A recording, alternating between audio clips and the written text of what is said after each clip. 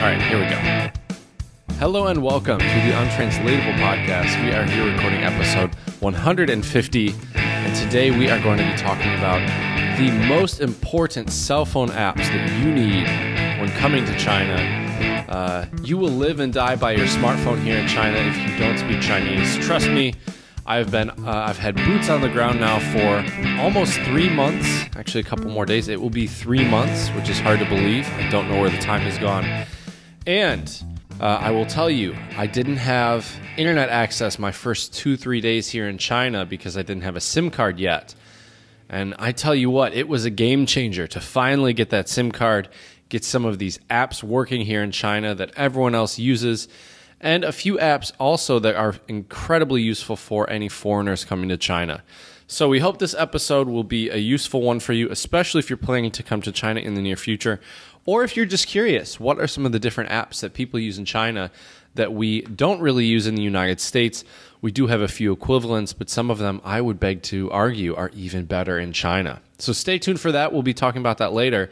But before we get to that, I would like to introduce my partner in crime, my good buddy, my buddy without the WeChat account. We can talk about that a little bit too later this episode. My buddy Jared. What's going on, Jared? Those sound like some fighting words, Chad. I, here officially on the Untranslatable podcast, would like to challenge you to an app-off as a proud American here living in America. And maybe one day in the near future, I would like to come back at you with some must-have apps here in the United States that you can't go without. It's a great idea. And great idea. And we'll put your words where your mouth is. Money words where your mouth is. That's right. Not off to a great start as putting words where my mouth are. But please, in spite of that, spread a little love. Follow us on Instagram. Follow us on Twitter. Just follow us as we're driving to work in the morning. Follow us as we come home at night and take out the trash, kiss our kids on the foreheads, and say goodnight to them as they go to sleep. Follow us there, too. Just follow us. Something about the word follow really bothers me. Also, what doesn't bother me, though, is spread a little love. 5-star reviews on iTunes and Stitcher. Untranslatable 1 on Twitter, by the way. You know. Chad, you know, it's the holiday season coming up here. Happening, actually. I mean, it's not just coming up. It's happening. I'm in Louisiana probably as we speak right now. I am also going to Louisiana again for Christmas, and then I also have a on the road again coming up that we'll keep that one a secret until it comes up. But the point of what I'm saying is a lot of travel happening. And, you know, actually, last episode we talked about was that last episode, dude? We have done so many episodes that it's all the same to me. It's all at some point 2 episodes ago, I think we did an episode about modes of transportation. Yes, and correct. One of my personal most useful modes of transportation, I'm not going to say favorite, is the airplane. And I like to bring to you some airplane facts every now and again because these always bring joy to my face. So this I found at one of my favorite places, just to, as weird as this sounds, Reader's Digest. I enjoy that place. There's a lot of I do too. Sort of ridiculous articles that you seem like you should be finding in a doctor's office in there. Right. But they also have a Twitter, and I found this: 40 things your airplane pilot won't tell you. Ooh, I'm excited. Are you an uncomfortable flyer? Do you get nervous flying? I know you get anxious about not missing the flight, but the actual flight itself, airplanes. The actual act of flying, no. I am always a little nervous for some reason right before the takeoff and right before we land. Because I think, I could be wrong, but I think statistically speaking, the takeoff and the land are actually usually where things tend to go wrong more often. You know, it's funny. People always say, statistically speaking, that's why that happens when it comes to that. I've heard that before. But they don't also mention the fact also. But, you know, but like also, in addition to that, statistically speaking, airplanes are still by far the safest form of transportation. Absolutely. Absolutely. Yeah, I get that. I get that. I'm pretty good with airplanes. I think that doesn't bother me. But I'm always interested, like, you know, like I'm a little too good with airplanes. Sometimes I'm like, I'm not Sometimes I'll forget to put my phone in airplane mode, and so like as we're landing, I'll be like, why is my phone vibrating? And I'll like be getting texts because they'll be coming back in. Right. And I'll be like, oh yeah, I forgot to put my phone in airplane mode. Back in the day, I used to like now they don't really do this anymore, but I would almost never turn off my my headphones, and so they'd be like, turn off the music, and I'd be like, oh, it's off. I just have the headphones on, and they'd be like, because okay. You do walk around with headphones on all the time. I do, and I have like a little pausey thing on my, back when it was a cord, it would be a pausey thing right there, and I'd be like, oh no, it's off. I just have the headphones on. Or a couple times they saw me pause it. A few times they've seen me pause it, and they've actually made me turn it off completely, and I'm like, all right. Anyway. Jared's going to get on the no-fly list after TSA hears these things. Please, TSA, listen. Spread it around. Spread a little love. So these are things that 40... we don't think... Obviously, I'm not going through all 40, but things your airplane pilot won't tell you. I've been struck by lightning twice. Most pilots have. Airplanes are built to take it. You have a big boom. You hear a big boom and see a big flash, and that's it. You're not going to fly out of the sky. So airplanes are ready for potential lightning strikes, and it's a pretty common thing to see. That doesn't surprise me. I mean, you have a giant metal thing high up in the sky in the clouds. That's true. You're more likely to get struck by lightning if you have an umbrella, let alone if you're even higher than that with a giant in a giant tin can. Right. Exactly. Sit in the back if you're always cold. Did you know that? I didn't know that. Why in the back? Does the general flow of air in an airplane is from front to back. So if you're really concerned about breathing the freshest possible air or not getting too hot, sit as close to the front as you can. Planes are generally warmest in the back. So maybe also get some fresher air. So if you're going to sit in the back, maybe you need one of your air masks. Yeah. Obviously, turbulence isn't dangerous. Everyone knows that. They say listen when I tell you to put your laptop away. Now, I wouldn't do that. I wouldn't leave my laptop out when they say put it away, because that's just being blatantly rude, disrespectful. What's it when you just like don't follow orders? Whatever that is, blatantly not following rebellious. Orders. Sure, yeah. We don't make you steal your laptop because we're worried about electronic interference. It's about having a projectile on your lap. I don't know about you, but I don't want to get hit in the head by a MacBook going 20 miles per hour. And we're not trying to ruin your fun by making you take off your headphones. We just want you to be able to hear us. Oh, okay, yeah. I never take off my headphones. If you're a nervous flyer, book a morning flight. The heating of the ground later causes bumpier air. And it's much more likely to thunderstorm in the afternoon. Oh wow. I never thought about that, but I guess that's right. Interesting. That's super fascinating. So, and as it gets hotter in the day, it's more likely that you're going to have turbulence as well. That's interesting. There are a lot of rules that don't make sense to them either. Like the fact that when we're at 39,000 feet going 400 miles an hour in a plane that could hit turbulence at any moment, flight attendants can walk around and serve hot coffee in Chateaubriand. But when we're on the ground on a flat piece of asphalt going 5 to 10 miles an hour, we're going to get buckled in like they're at NASCAR. Now, I guess I get that, but did you see that plane in Chicago that slid off the runway the other day? Now, no one got hurt or anything, but it was taking off, and it freaking slid off the runway. I don't know what else to tell you. Wow. And it just sort of like fell over onto its wing. Okay. And there were a bunch of Midwesterners making jokes like, "Well, I guess that's the flight." Or like, "Oh, I guess we're not going to Milwaukee," or whatever they said. I don't know. That sounds like the most Midwestern thing. I guess our flight's done, guys. But it was also kind of sad because there were people that were genuinely freaking out, which I guess I understand. Oh, I'm sure that's a traumatizing experience for sure. Yeah. There's reasons you can't use your cell phone. So that's actually true. Oh, this one really got me, and we can end it here, but we fudge numbers when it comes to flight times.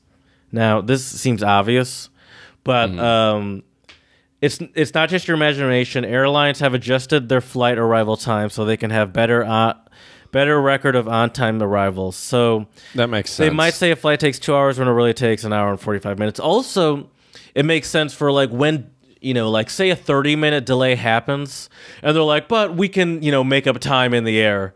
Or it's like, make that time up even if we're on time there, son. It's like, what do you mean you can make up time in the air? Right. And so that too. But I guess I think that used to be like a Seinfeld joke about that. About like, making up time in the air. I'm not gonna, why would you? Anyway, I love these things. And I hate those people. Sometimes I hate those people that are like ultra rule followery or the opposite of ultra rule followery. And I think I fall somewhere in the middle. And it's, honestly, maybe I'll think twice about the headphones sometimes. Maybe. Do they say why they don't? Go ahead. Do they say why they don't want you to wear headphones? Oh, they just say if they ask you not to, it's so that you can hear them. Oh, that makes sense. Yeah, that makes sense. Although at the same time, I feel like, well, at least during the beginning, I always have my headphones in when they're doing like the safety thing. It's like, look, this isn't my first flight. I know there's a little booklet in front of me too. If for some odd reason I need to brush up on my airplane safety. I'm usually not sitting by an exit, so I don't have to, open the door. Almost like 99 times out of 100, the like little raft or life jacket is below the seat. You got the oxygen thing is above you. You got to make sure you get your oxygen first before helping children and other passengers. You betcha. Click on the seatbelt and you pull the belt. Yeah. Don't be concerned if your oxygen mask doesn't fully inflate. Oxygen is still flowing through it. Exactly. See people. So yeah. Have you ever experienced an oxygen mask? I feel like I've asked you this before. I haven't. I just feel like I need to find someone that's experienced that. I haven't either. You should ask Annabelle. I bet you she's the one to ask. She's a flight attendant. She's a flight attendant, yeah. She's actually on a world trip right now, by the way, buddy. She's going to, I think, over... What does that even mean? It means she's going around the world. In one go? Like, oh my gosh. No. Staying at one place for, however long. No, I don't mean Amelia Earhart style. I mean...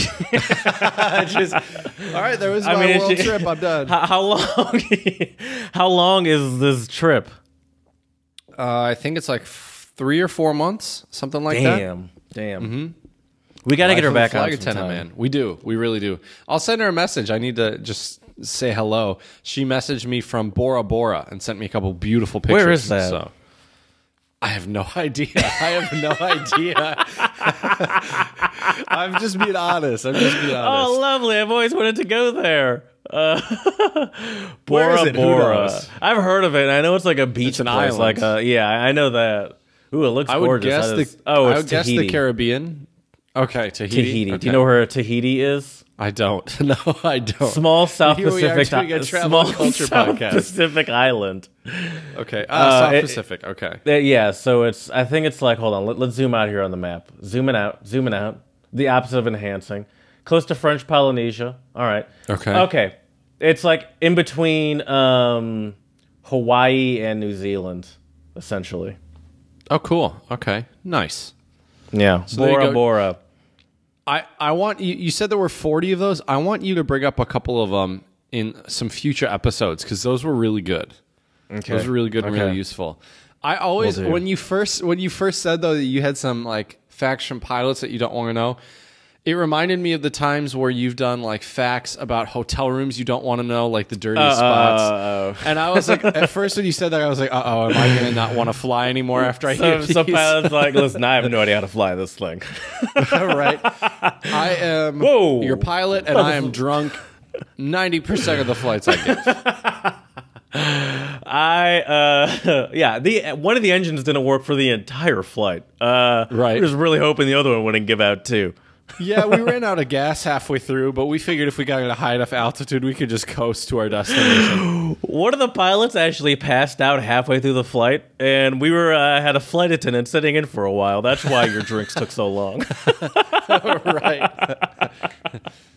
Yeah, sorry we ran out of cocktails. The co-pilot decided he was a little thirsty today. All right, fine, we'll admit it. It was the pilot that clogged the toilet.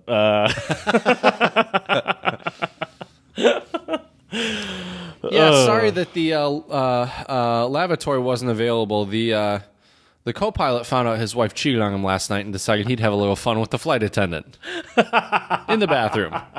Oh, man. Oh my gosh. Anyway, hey, let's spread a little love. Let's do it. Why not? Why not? All right. So I have one shout out today, and my shout out goes out to an Illinois congressional candidate, Sarah Gadd, who helps employ dozens of formerly incarcerated constituents through a campaign job fair. So Sarah Gadd hosts a job fair, and so here's the story, Jared. So Chicago-based activist and Illinois congressional candidate Sarah Gadd joined the race for U.S. Congress, and the 32-year-old Democratic candidate launched her campaign last month with a powerful campaign video. And her district actually encompasses the south side of Chicago, which, for those of you who don't know, this area is plagued by a disproportionately high level of incarceration, poverty, gun violence, and unemployment, and all of which Sarah Gadd says are inextricably linked, which I would agree. And she said, I quote, "Our criminal justice system targets people of color and leaves them permanently disenfranchised, unable to find work, housing, or earn a living." So this past Sunday, Gadd's campaign hosted a job fair-style meet-and-greet for Chicago's reentry community. The 4-hour job fair trade enlisted a variety of background-friendly employers, from Amazon to U.S. Census, and concluded with 26 on-the-spot hires and dozens of additional interviews. So I think that's really, really amazing. And Gadd is actually a third-year law student at the prestigious University of Chicago Law School. She was awarded the 2019 University of Chicago Humanitarian Award for her advocacy work in the realm of civil rights and criminal justice reform. So I think this is really amazing that she is making impact for a lot of people. And these, although to some could be seen as like a small impact, this is life-changing for some of these people. Being able to finally get a job and have a paycheck coming in, I think is really great. So we want to send a lot of love out to Sarah Gadd, and hopefully she will be able to make it to Illinois Congress. I think that would be absolutely great. Yeah, I think that's great too. People always talk about how recidivism is so high, which is like the rate of people that end up back in prison. And after they've already been in once, and I think it's a lot of it has to do with the difficulty of getting jobs, Absolutely. Where it's like you don't really have many options to support yourself when you get out, and it makes it easy to go back to crime if you don't have any other option as soon as you get out, and that's all you know. Right. Do you remember when my time in prison? I do. I'm glad you asked. Not where I was going with that, Jared. No, I'm pretty sure this was the semester you were with me in Vienna. We watched that movie about the kid that was in juvie, remember? And he had to... Do you remember what I thought was it for a class or something? Yeah, it was for Andrea Cernet's class. It was for that class, and basically the whole point of the class was we talked about the prison system in Austria and compared it to the U.S. prison system. And the prison system in Austria really, I think, does a decent job of preparing inmates to adjust back into real life, where I don't really think we have that in the United States. The reason why I bring this up, though, Jared, is I think this would be a very interesting episode idea in the near future at some point to talk about the prison system in the U.S., for-profit prisons, which I think are a huge problem, and we could compare them to some other prisons in and around the world. Because at least I know in Finland, Sweden, Norway, Denmark, a lot of these prisons, some of these prisons look better than like my old apartment in East Lansing, these prison cells.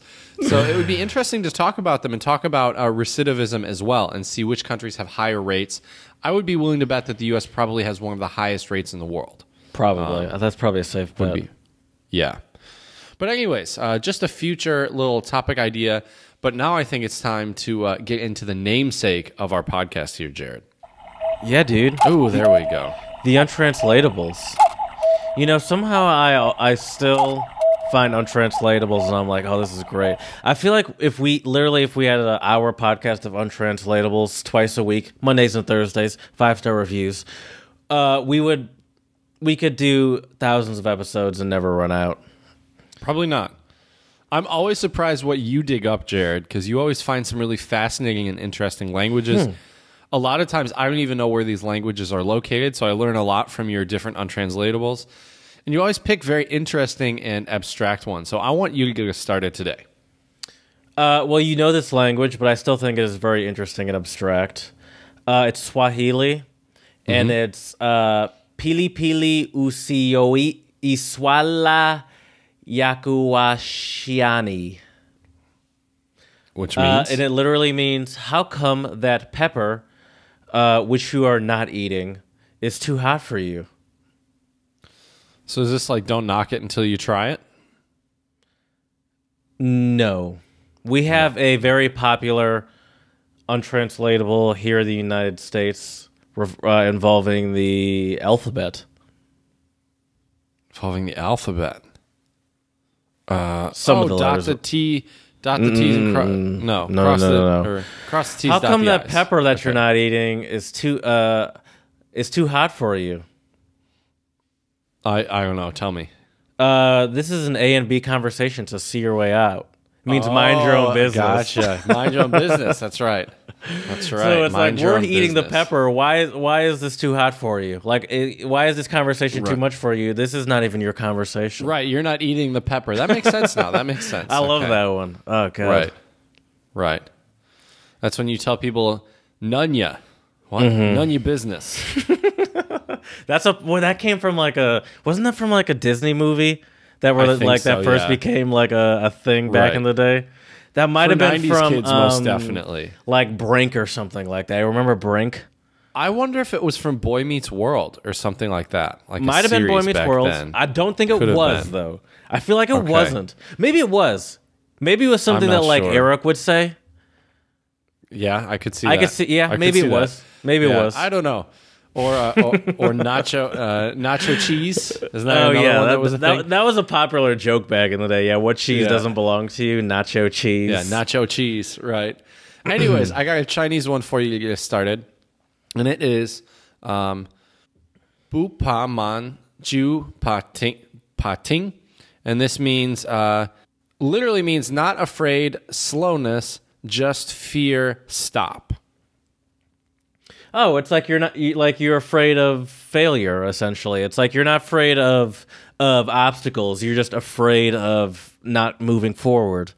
It's like something The Rock would put on his Instagram. I'll give it to you. Yeah, it says, "Be not afraid of growing slowly. Be only afraid of standing still." So, hey everyone, don't be afraid it's The Rock here in the powerhouse.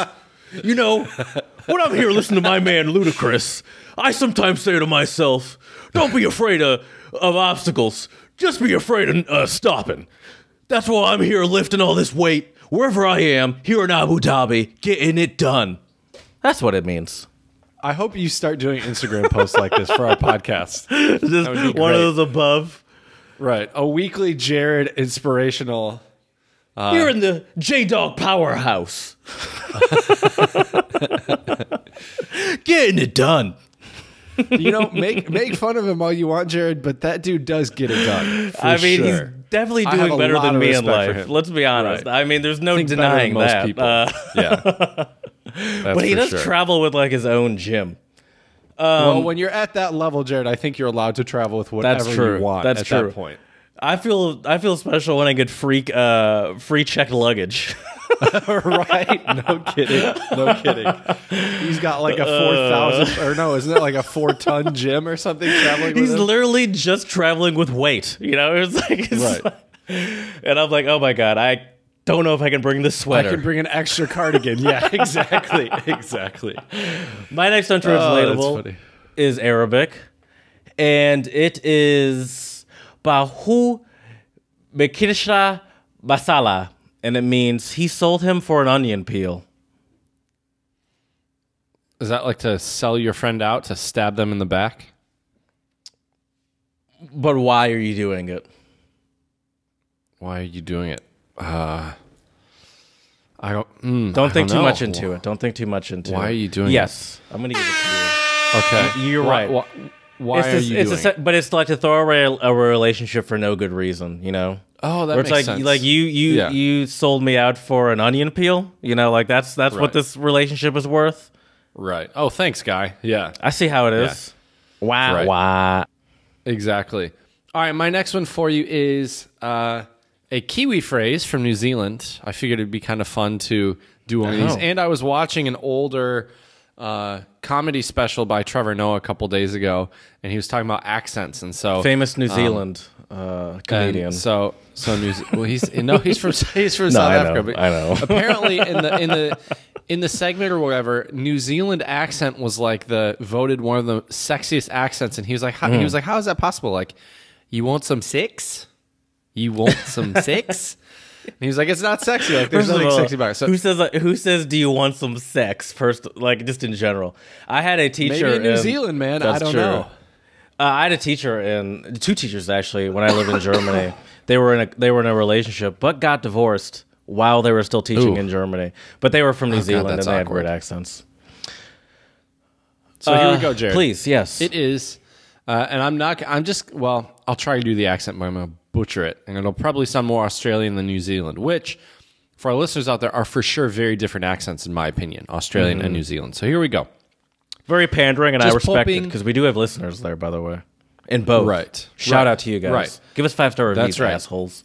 Yeah, thank you. Spread a little love. we just lost our listeners from New Zealand and Australia right now. No, anyways, that's how they roll. They like that kind of stuff over there. That is true. You're right. A little tough love. Nothing wrong with some tough love. I'm about to duck under the table, but keep going. All right, here we go. Just popping into the dairy. Just popping into the dairy. Okay. Is it like just popping into just having a taste? Just gonna have a little sip? Nope. Just getting started? Pre-gaming? Nope. What do you think milk? The dairy is, Jared? The dairy. The dairy. It's a place. Oh, okay. I thought my next guess was to be motorboating. I see where that could come from. It's gonna bump into the dairy. Anyway, oh my god! Oh, that better be a clip. Listen, it's late. I will fly outside of China just to see that clip on Instagram. At home on a Saturday. This is what happens. No, it's a place. Oh, getting ice cream. Also, great guess. No, I'm going to give it to you. It just means like making a quick trip to the convenience store. Okay. The dairy. Apparently, Aussies give Kiwis a lot of shit for calling a convenience store the dairy. So I thought that was kind of funny. Okay. That makes me feel better for being confused about it then. Shout out to our Australian listeners. We're confused too. Maybe we could start some big beef over there. How great would that be? Not that there's already not beef over there, I guess. My next one's also Arabic, and it's kisiblaak, and earmuffs to some listeners. May a vagina swallow you. Kisiblaak. Is this like go fuck yourself? Yeah, sure. Yeah. All right. Yeah. All right. Nice. Yeah. But I was like, okay. I guess, but yeah, I mean, I guess I get how that's an insult, but I was like, okay, it would be better than having this conversation. You know, not with you. I'm just mean if I'm in a confrontational situation is what I'm getting. Yeah. Yeah. Okay. That's fair. That is fair. Well, Jared, how about we get into our apps in China, because we have a lot of apps to talk about today. Yes. So I think it's going to take some time. So obviously, if you've been following our podcast for the last, 2 to 3 weeks, check out our episode, iChat. You just said episode, dude.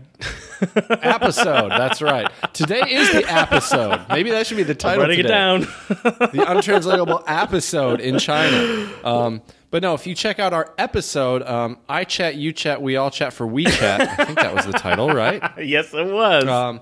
That is one of the most important apps in China. So we'll start there. And if you want more information, though, check out that episode because it's definitely a good one. There are a lot of goodies. But WeChat is basically the end-all, be-all, the Father, the Son, and the Holy Spirit of apps here in China. With that is right.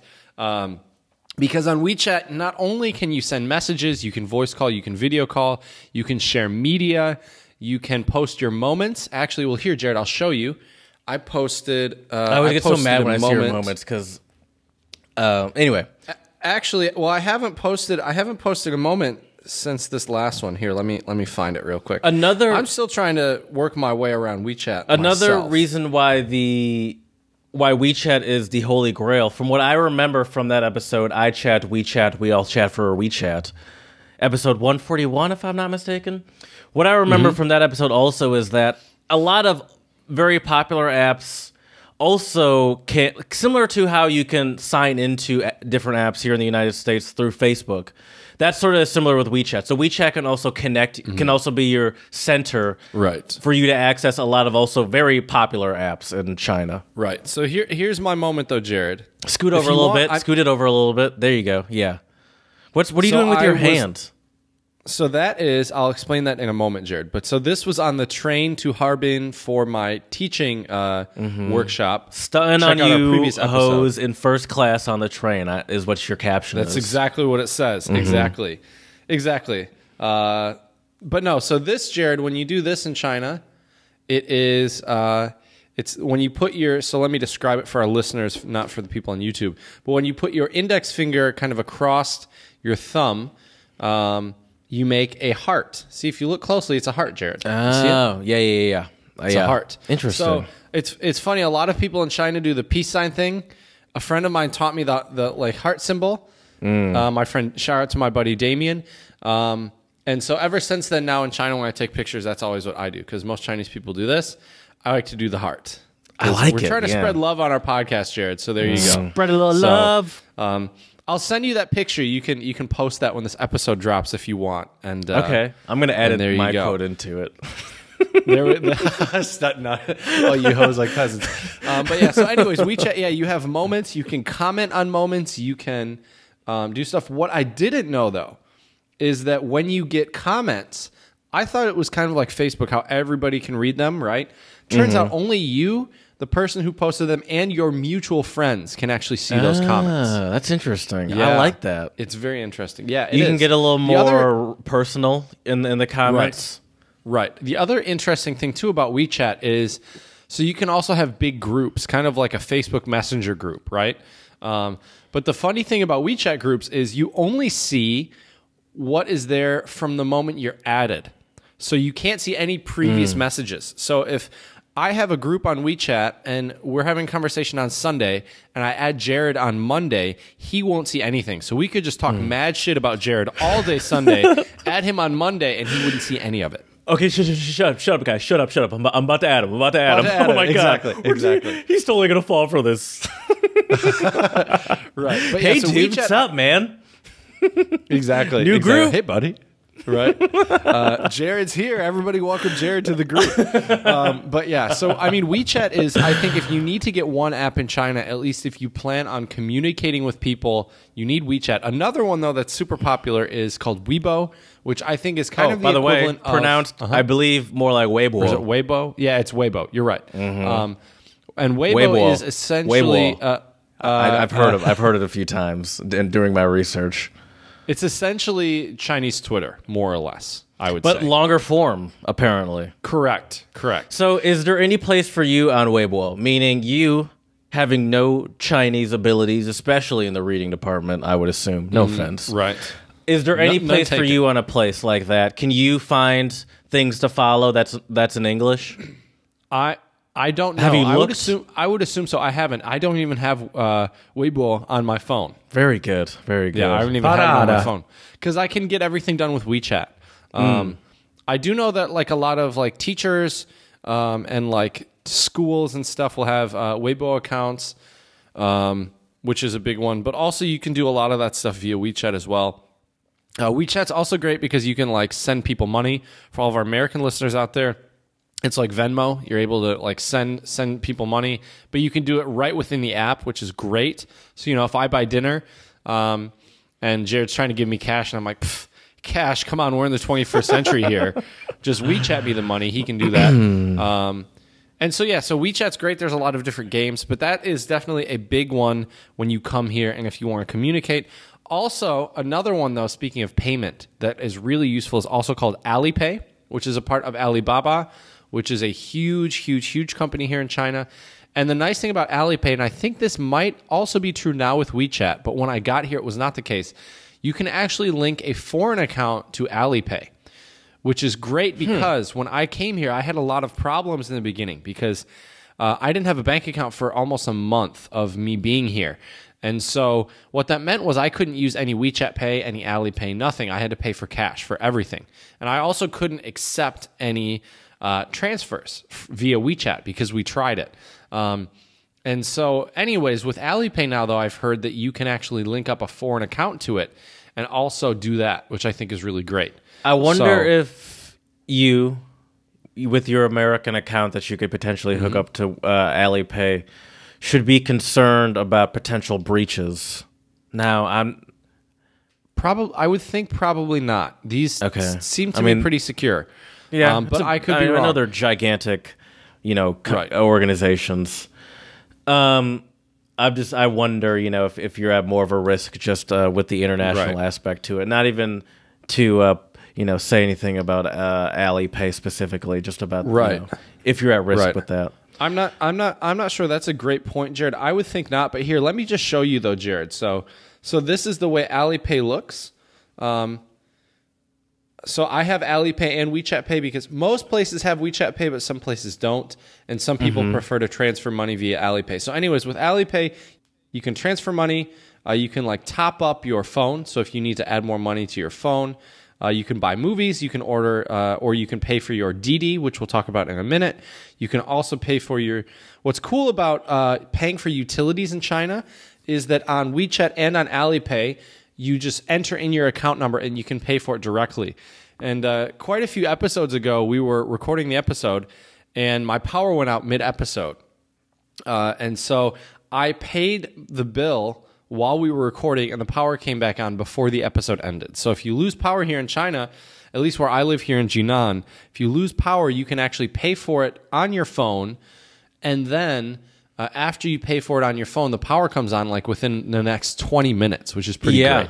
Which I've seen you do that a couple times, or at least bring that up a couple times, even outside of the podcast, and it always blew my mind because here in the United States, if I'm not mistaken, you could probably go months without paying your bills before it actually turned off. Right. Like electricity and gas and all that stuff. Like I've never tested it. It's not a test I really want to partake in. But if I'm not mistaken, you can go... I've definitely... Let's put it this way. Just out of sheer forgetting, I've definitely maybe missed, paid a week or two later just because I, forgot about it or something like that. But and I obviously I've definitely never noticed anything, any disturbances. But I get the feeling you could probably go much longer than that. I would think so too. Yeah.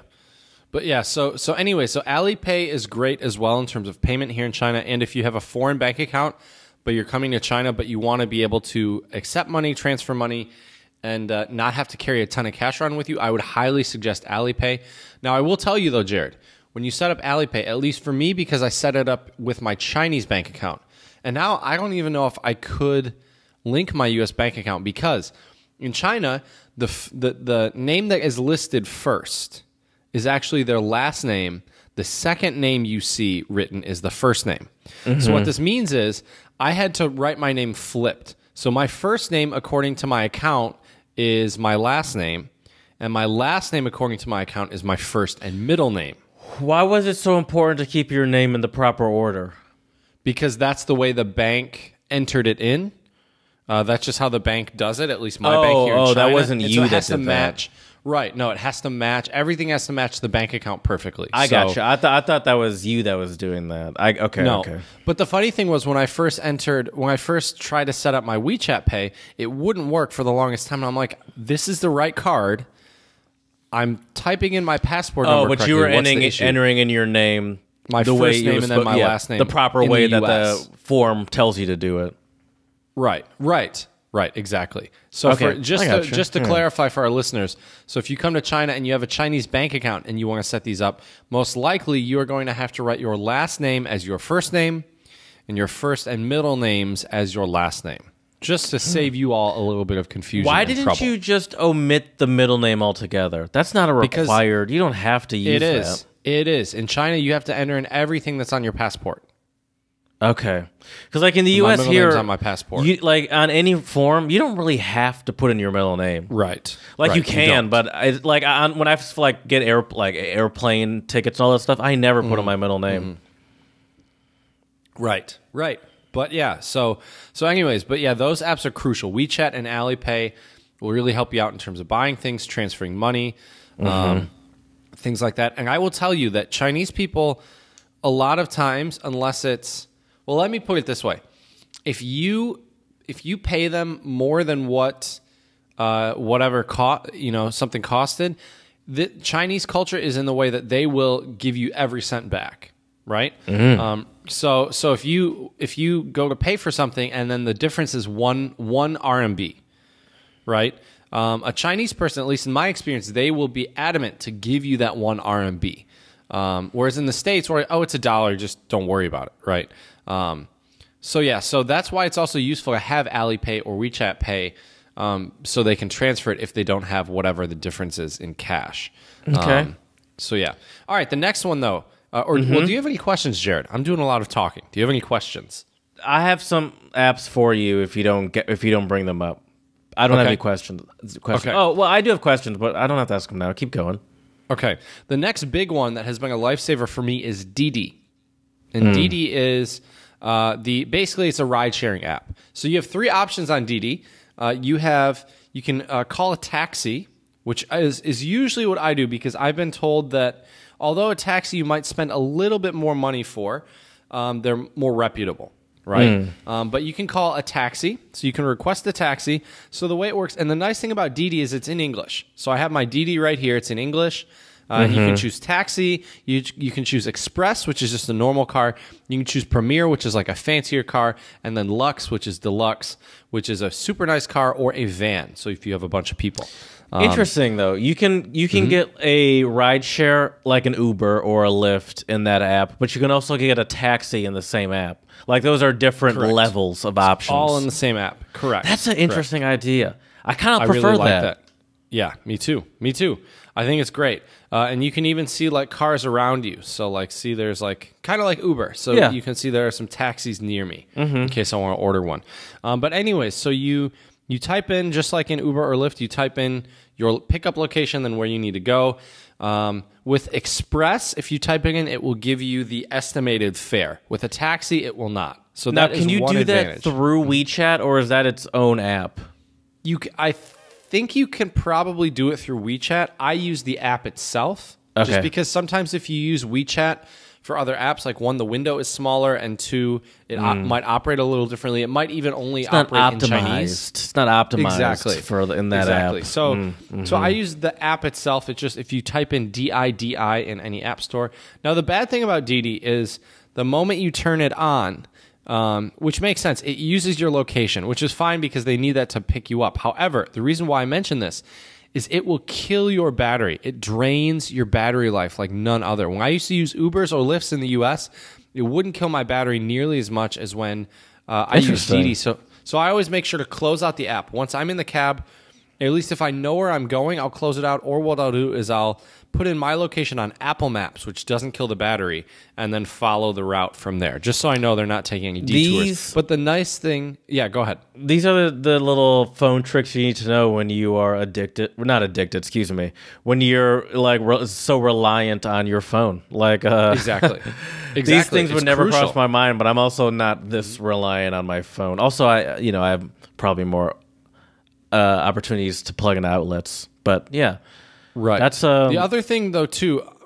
Regardless of apps, make sure before you come to China, bring a portable charger or portable battery. That's key. In the DDs, whether it be a person's car or a taxi, do they often have chargers available in there? A lot of them will. What I've seen now, which is really cool, is I've seen a charger, one cord, and then it's like spliced into a Thunderbolt, a micro USB, and what other ones? I've never seen that before.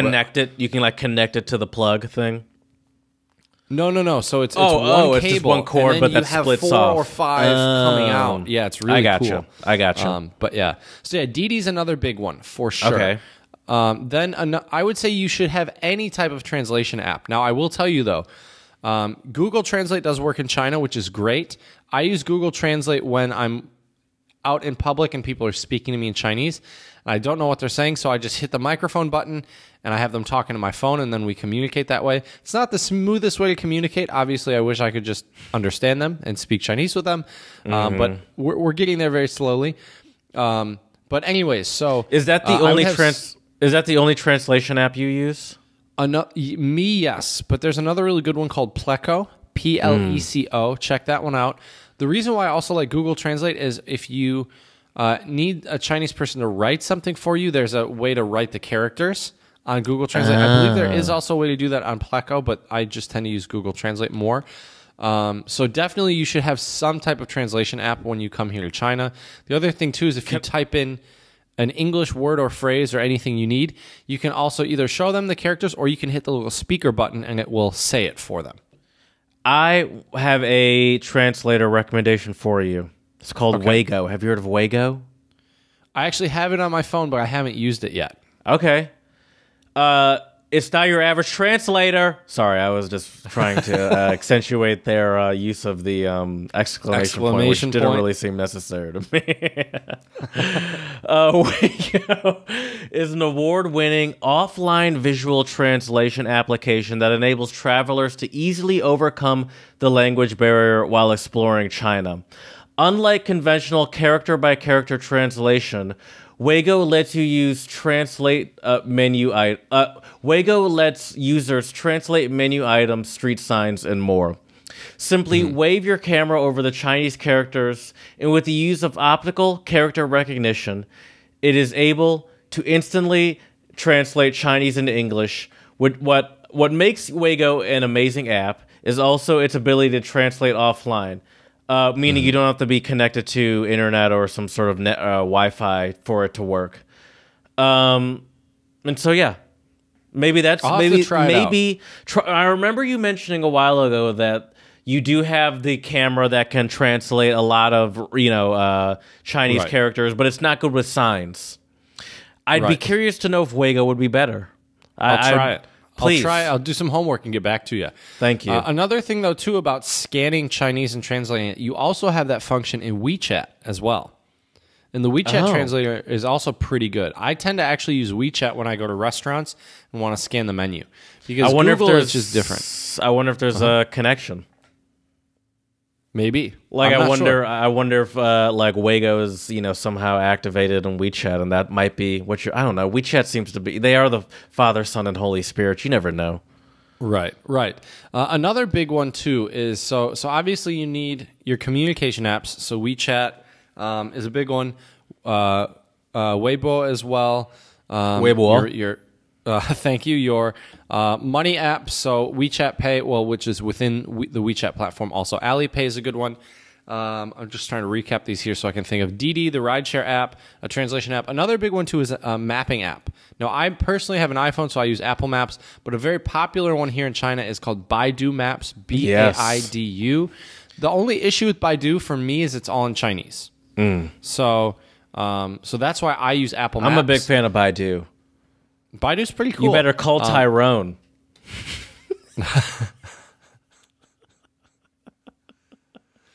Anyways, so Baidu app, the Baidu Map app is really good, and that one's really useful though if you are getting a ride with a taxi and you're not using Didi. Because if you try Apple Maps, it's all going to be in English. So Baidu, if you can find the location on there, you can show them in Baidu Maps, and then they can take you wherever you need to go, which is great. I've also heard that Baidu Maps is actually much more updated and more accurate than Apple Maps and Google Maps. Also, interestingly enough, Google Maps does work in China. At least last I heard, it was working in China. But there's a really cool app, Jared, that a friend of mine told me about. And this app is kind of like a mapping app, but it also has a lot of other great stuff. It's called Lost Laowai. Laowai is Laowai. This is what it looks like. Oh, sorry. Lost Laowai. Mm-hmm. And this one's cool because it is you can find restaurants, you can find all sorts of different stuff. It's a mapping app. You can find restaurants, you can find banks, you can find coffee shops, nightlife venues, entertainment venues, hotels, supermarkets, travel, tourism, fruit and milk tea drink shops, metro subway stations. I'm just scrolling through here. I use it once in a while. Yeah? Have you heard of Klook?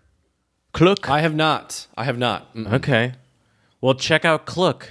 If it's a similar thing. Asia's largest in-destination booking platform carries a wide range of activities and services for the independent traveler. Here is where we get our basic fix for holiday essentials like portable Wi-Fi devices, airport... Wait, what? Oh, it's also especially helpful when it comes to half-day tours to locations outside of the city. And if you want to venture out on your own, it can give you some self-guided tours too. Klook also offers discounted tickets to certain attractions like Shanghai Disneyland if you're into that kind of thing. And you can get tickets to skip queues or lines. Excuse me. Queues. Brilliant. Queues. So check out Klook. Probably a competitor to the one you just brought up. I have a question for you, Chad. Go ahead. Do you find yourself... So here in the U.S., if I'm ever just bored, I find myself pulling up Twitter or Instagram, usually, one of those two. Mm-hmm. What is the app you find yourself pulling up if you're just mindlessly on your phone? I think you could guess. WeChat? Yes, sir. WeChat. Without a doubt, WeChat. Okay. I mean, it just has everything. Yeah. Are you a user of... Oh, hold on. Oh, man.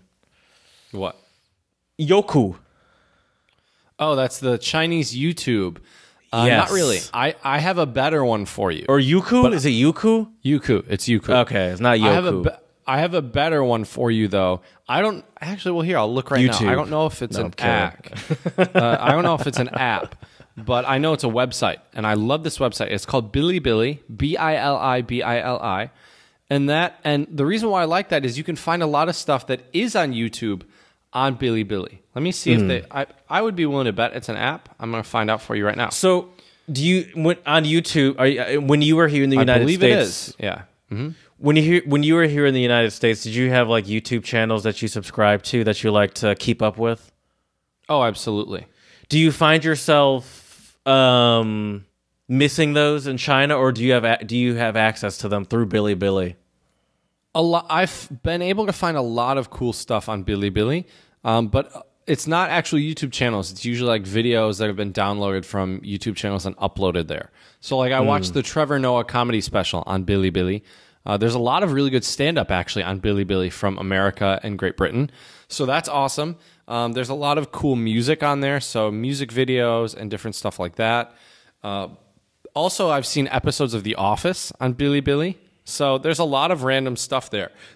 And it's great, but and I think there's an app for it as well. But Youku is a big one. The reason why I prefer Bilibili is I think either they rarely have advertisements or the advertisements are much shorter. With Youku, there's so many advertisements, it's crazy. So yeah, but there's another really big app, Jared, that I wanted to mention before we move on to our next segment, which is food ordering apps. So in China, actually, there's two more. So the big food ordering app here that I use, at least, it's called Meituan.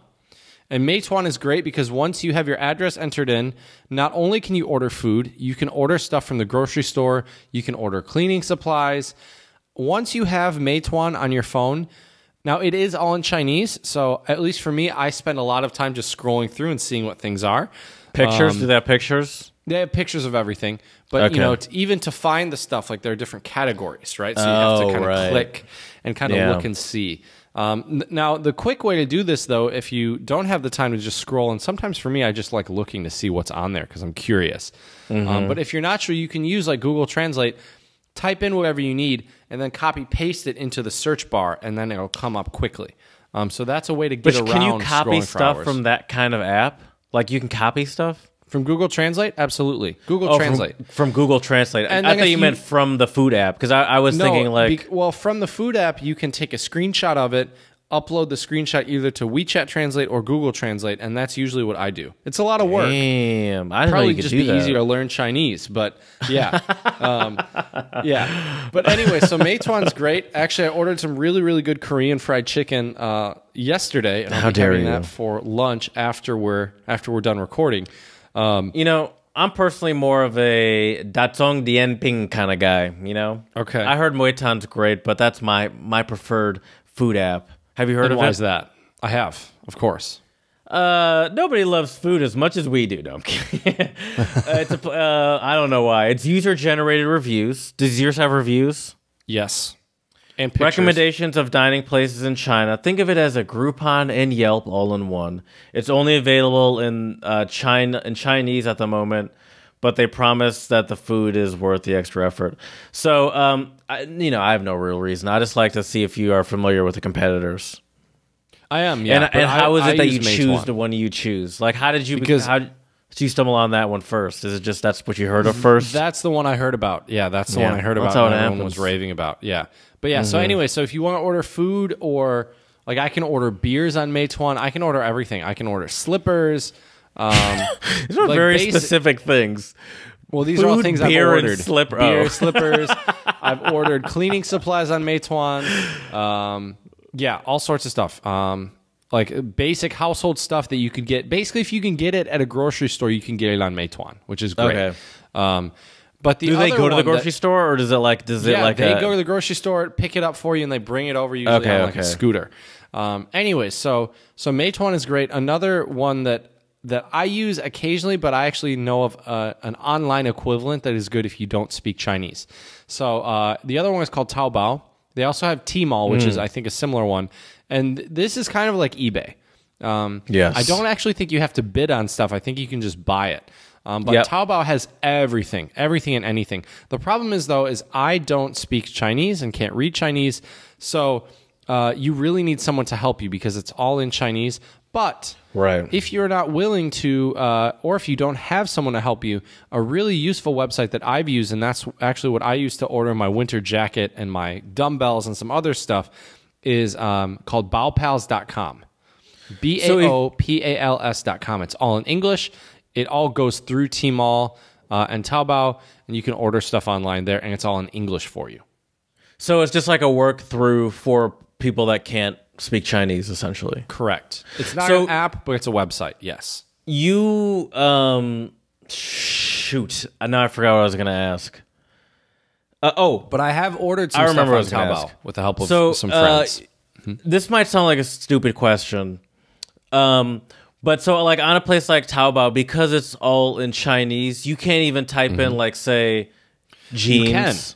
You can. That's what's interesting about it. You can type in English. Like I was looking for classical guitars. You just won't guitars. be able to get a specification on sizes or anything or what you're getting. Well, once you click on the item, you will, but it's also all in Chinese. Except for, interestingly, sizes usually are, S, M, L, XL, so on and so forth. So you could kind of search just by... But you'd be going off of pictures. Yes, you'd be going off of pictures. And are these Asian sizing or is this European sizing? Because in China, I'm a 3XL. And a 3XL is like fits me perfect. Like really, I hate to break it to you, but you're a 4XL here in the US, Chad. Exactly. So you have to make sure you know, and that's why I like Baopals, because it's all in English, it will tell you if it's European sizing or Asian sizing. So it's very different. I actually ordered a couple blazers during the 11/11 Black Friday sale here in China, and initially I had them in my cart as 2XL because they did have the sizing, like the measurements, and then I was like, you know what, I'm just going to play it safe and get a 3XL. Thank God I did, because the 3XL fits me perfectly. Yeah. When I first got here in China, I can tell you it wouldn't have fit me because I've lost weight since I've been here. So anyways, Baopals is a good workaround if you don't read or write Chinese. It's very easy, though, to use Taobao and just have someone help you order and make sure everything is correct. Now, those are the main apps. Yeah, go ahead. I have one more question for you regarding apps. Dating apps. Okay. Have you heard of any popular Chinese dating apps? Do they have popular Chinese dating apps? They do. I'm trying to remember what it's called now. Well, let me take a guess. Okay. Momo. Have you heard of that one? I have heard about Momo, yeah. It's based on location, like most dating apps. Even though this app is #1 dating app in China, the company wants to be known for more than just that. They have launched a campaign to help homeless cats and dogs in China. But it still doesn't detract from the fact that many still peg Momo as just a hookup app. Okay, interesting. Tantan, one of those two. Okay.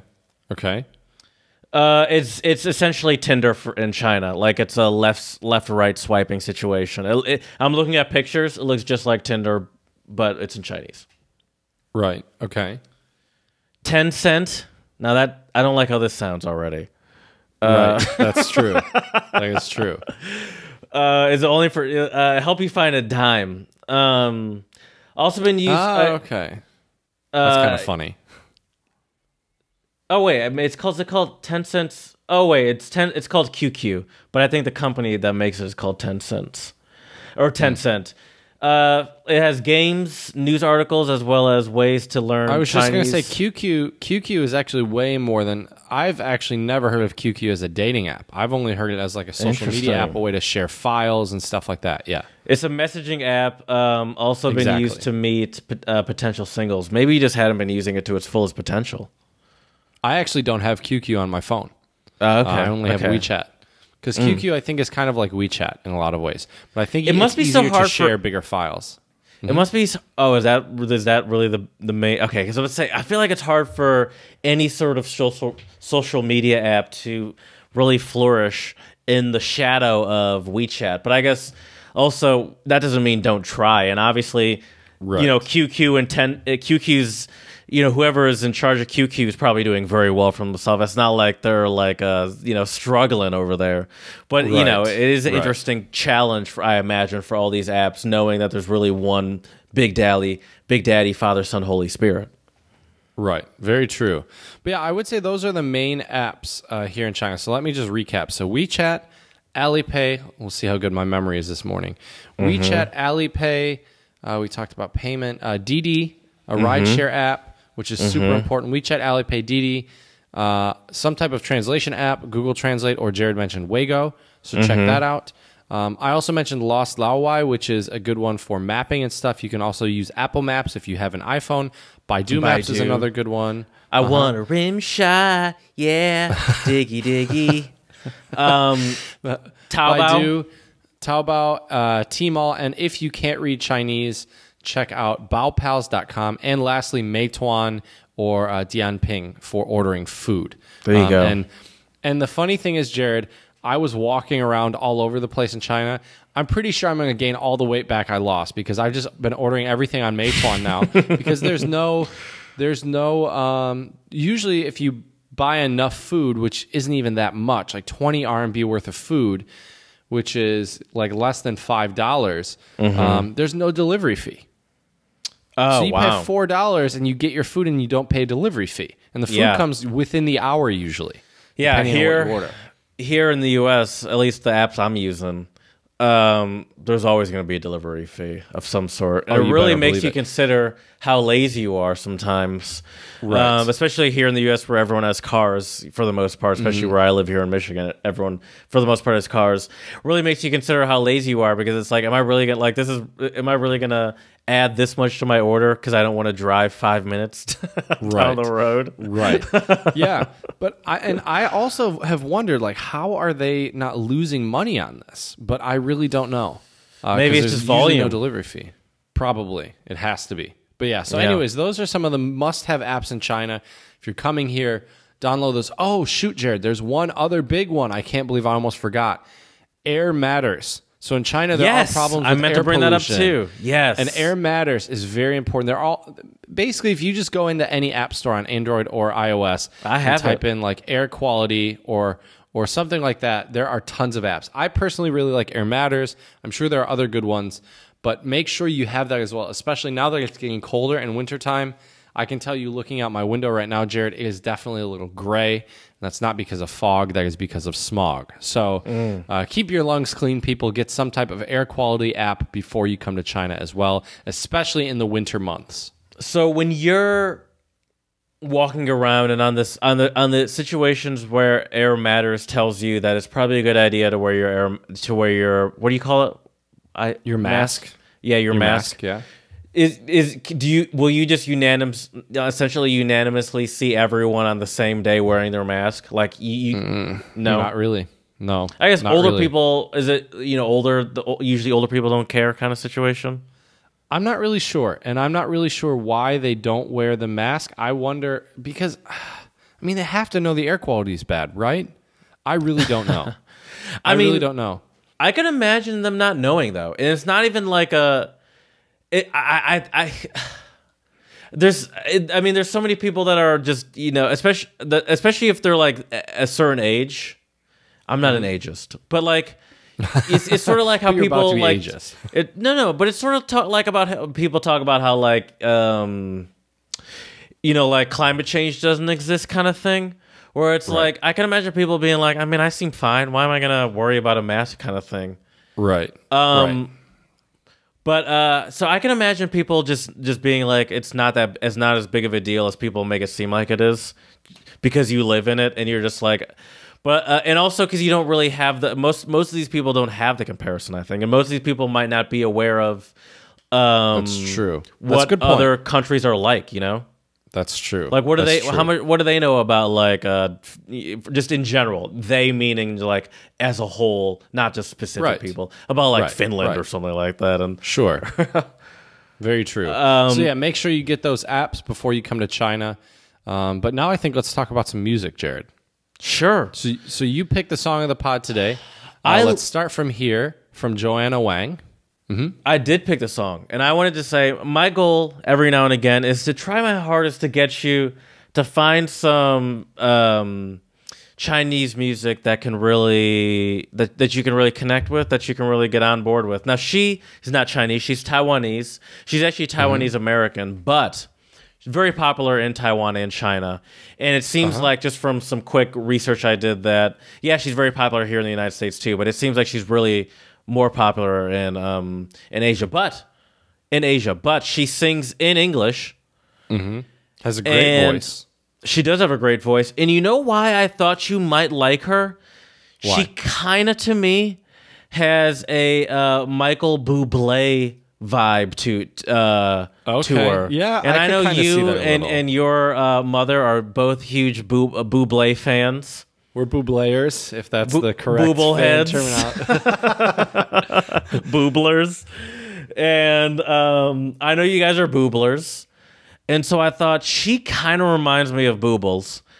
I want to know what Chad thinks of her. What about her reminds you? I mean, I think she does have like a softer, kind of classy feel. Is that what it is? Yes, it's the genre of music. It's kind of like her singing. She kind of actually, and for a woman, she kind of has a deeper voice. Am I not mistaken? Okay. Yeah. The only reason I question is because I listen to these songs obviously before we start recording, and then I just speak about it an hour and a half, or an hour later from my memory. Right. She kind of has a deeper voice, and it just kind of gave me, and it is sort of like a. Now I wouldn't call it. What kind of genre would you put Bublé in? Not jazz, really. Is it jazz? I mean, kind of jazz, yeah. I would say it's like, I would say like jazz pop, like, it just seems like kind of like swing oldies kind of esque, because he does a lot of all I'm getting at is it just seems like a similar genre to me. For me, if you were to be listening to a Chinese Pandora and a Chinese on Michael Bublé station, I could imagine her coming up. You know who she actually kind of reminded me of, though? was either like kind of Ingrid Michaelson-esque or Nora Jones-esque a little bit. Okay, I don't know who Ingrid Michaelson is. Obviously, I do know who Nora Jones is. And it's interesting that you say that because she did also, another person I did think of was like Sade. And I think Sade and Nora Jones have a similar vibe, so I could see. Right. So I think we're on the same page. Definitely. I would like, my goal, I do like to bring up just Chinese stuff that I find every now and again, artists I find every now and again, or not, maybe not. Yeah, she's not Chinese, but Chinese popular, popular in China artists. Because I'm trying to get you immersed into the culture, help you make some more local friends, and if you know all the their pop culture, maybe it'll help. Absolutely. It'll definitely help. Let's be honest. Right. Yeah, I really appreciate it. It's a great song. Check it out on our YouTube channel, Untranslatable Podcast, and on our Song of the Pod playlist. Let's Start From Here by Joanna Wang. It's absolutely fantastic. Really good song. So speaking of Chinese culture and getting to meet locals, Jared, it's important to learn the language. So my word for you today is shouci, and shouci means cell phone. Okay. Cell phone. My Spanish word of the pod. Now, this is an easy one. You're gonna get it, but I like that it's it's not surprising to me at all that this is what this is. App, which is Spanish for app, obviously. But the reason I liked it, sorry, I just kicked my microphone stand, or shall I say your microphone stand that I have commandeered from you. Thank you. It reminded me of when we were talking about or many times we've talked about like the German words, or like saying, it's not, if you were to make a sentence and say gegoogled, which it would be making the past tense of Google, a German person wouldn't know exactly what you're saying. 100%. Yeah. And wouldn't be confused at all. And it's like, oh yeah, I mean, I guess the word app that really only became a thing 10 years ago. Obviously became a thing, let's say 20 years ago. No, probably 15 years ago. 10 seems way too long. Even 15 seems too long. But you're probably right. It's of course this is going to be the English word. In China, they call it APP. I don't know why they spell it, but they call it an APP, and PowerPoint still the same are PPTs. Yeah, still the same word. PPT makes sense. Yeah, PowerPoint. Because PPT, that's like the file name. That's like right. PowerPoint, that's like but I guess PPT makes sense because that's the file name, and I can imagine it would be hard for a Chinese person to say PowerPoint. Yeah, maybe. You're right. Actually, you're right. Anyways, I got a couple jokes for you, Jared. Where do phones like to travel? Where's that? The Great Call of China. Ooh. You could have just said the Great Wall of China, because that's also... isn't that not just a physical thing, but also a technological term? That's an internet thing, yeah. Yeah. That's an internet thing. Why was the cell phone wearing glasses? Why was the cell phone wearing glasses, Chad? Because he lost all of his contacts. Lost my contacts. That's a good one. Text me with your phone number. Remember back in the early Facebook days when you'd get those... I remember getting those sometimes, being like, how is this happening? That's never happened to me. I've never lost all my contacts. Me either. I don't know. I guess it happens to some people, Jared. Back up your phones, people. That's right. That's true. Anyways, just to recap, I would say that if you are planning on coming to visit China, unless you speak the language fluently and have been here before, please bring a smartphone with you. Get a SIM card. You can get them at the airport or at any China Mobile or China Unicom. You betcha. Also, make sure, though, when you do that, you bring your passport as well. And unless you're in Beijing or a very big city, I would also bring someone who speaks Chinese to help you as well. Because if you don't, but if you have the Weigo app on your phone, then you could do some translation. So download Weigo if you don't have internet yet. Then you can translate and still be able to communicate, I think, with... and actually, Google Translate as well. I think you can download it beforehand, and it should still work as well. Yeah, I think you can download like content packs, essentially. Exactly. But there are a lot of big, important apps in China. Just to recap, WeChat, AliPay, Didi, WeChat. I would say just the essentials. If you had to download 5 of them, I would say WeChat, AliPay, Didi, some translation app, and also a mapping app. So check those out. refer to our main segment if you want more information about those. And yes, we'll be back soon at some point in the near future, and we'll talk about some must-have apps here in the United States. Absolutely. And I'm looking forward to it. So let us know if there are any other apps that you use personally in China at untranslatablepodcast@gmail.com. Check out our Instagram page for all sorts of pics and clips from our podcast. Check out our YouTube channel for the Songs of the Pod playlist, untranslatablepodcast@youtube.com. Or if you want to see our beautiful faces, you can find them there as well. And lastly, we really thank all of you for your support here at the Untranslatable Podcast. We are over 20 countries, and it's amazing. So feel free to drop a line anytime, and one way you can do that is to give us 5-star reviews on iTunes and Stitcher. Give us some feedback on how we can make this podcast better for you. So as we say here at the Untranslatable Podcast, muchas gracias, 谢谢.